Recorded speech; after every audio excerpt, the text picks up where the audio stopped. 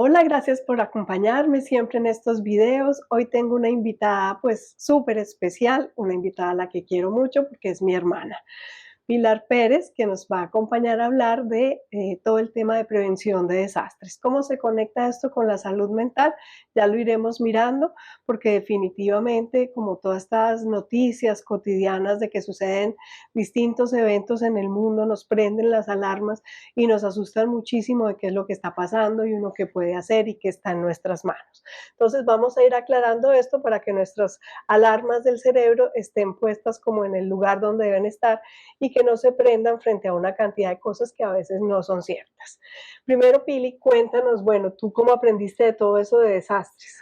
Bueno, básicamente estudiando y también en el trasegar del trabajo. Yo fui 10 años coordinadora de la Unidad de Prevención y Atención de Desastres del Departamento de Caldas, y a partir de ello, pues obviamente me interesó mucho el tema y tengo una maestría en desarrollo sustentable con énfasis en prevención y atención de desastres.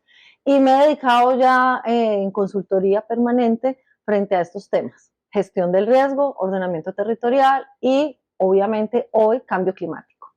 Uy, sí, ese cambio climático creo que es el tema del día.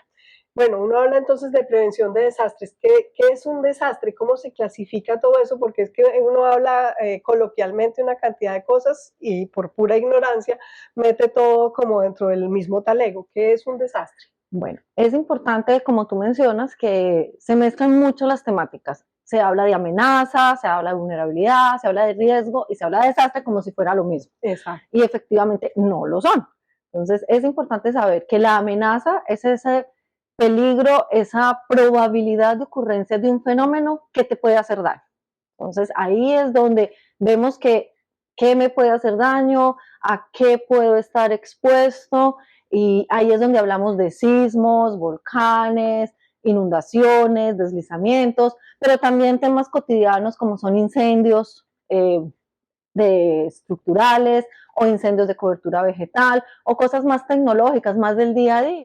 En vulnerabilidad estamos hablando de ya la predisposición que tengo yo como persona o como elemento expuesto, para hablarlo en general, de ser afectado o dañado por esa amenaza que estábamos hablando anteriormente. Es decir, qué tan débil soy, qué tan susceptible soy a ser dañado. Entonces ahí es donde empieza a haber unas diferencias.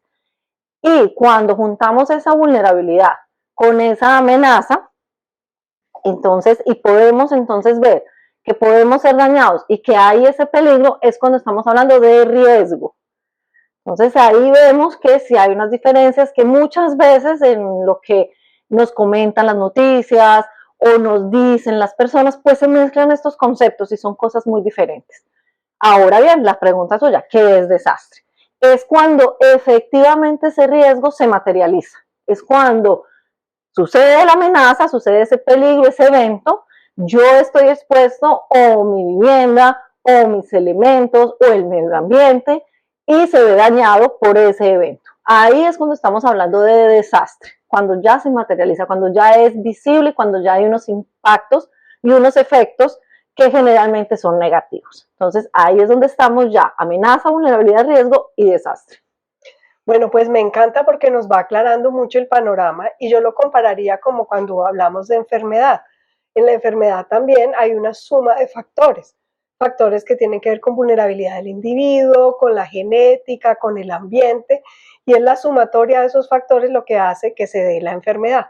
Aquí para que se dé un desastre se van sumando entonces también todos estos factores, o sea que no todo va a llevar a un desastre. Así es.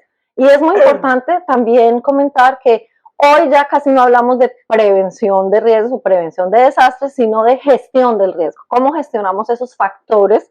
¿Cómo los mejoramos? ¿Cómo disminuimos esos factores para que no llegamos a tener ese desastre o ese evento que nos afecte?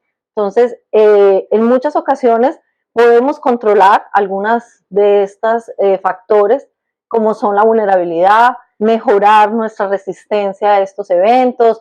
Ejemplos, digamos, si estamos frente a los sismos, construir adecuadamente, con sismoresistencia, con las normas. Si estamos hablando de inundaciones, pues no construir al lado de nuestros ríos, al lado de las quebradas, en las orillas, Si estamos hablando de condiciones de deslizamientos, entonces también ver muy bien que la ladera no le hagamos estos movimientos o no construyamos sobre la ladera sin las condiciones oportunas. Entonces, con eso podemos decir que podemos disminuir la condición de riesgo y que efectivamente no se genere nunca el desastre, o sea, nunca haya ese impacto, nunca haya ese daño.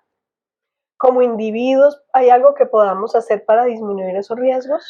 Claro, algunas de las condiciones, como te comentaba anteriormente, pues son lo que podemos ejecutar. También saber en nuestro entorno, ubicar nuestro entorno en donde vivimos, qué condiciones de amenaza tenemos, a qué estamos expuestos, a esa amenaza o peligro que hemos venido hablando. Entonces, si estamos en una zona de amenaza sísmica, recuerden que no todo el territorio o no todo donde vivimos tiene unas condiciones de sismos. Hay zonas donde tiembla más que en otras. Entonces, conocer en dónde estamos y qué acciones podemos tomar frente a eso.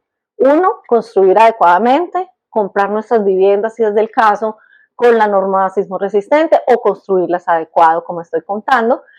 Y también prepararnos, saber qué debemos hacer cuando ocurre un sismo o un temblor. Esa es parte, digamos, cuando tenemos este fenómeno. Ahora bien, en temas de inundaciones, igual, saber que las quebradas y ríos van a crecer cuando estamos en temporadas de invierno, entonces nuestras viviendas no deben estar cerca a los ríos o a esas zonas donde se inunda.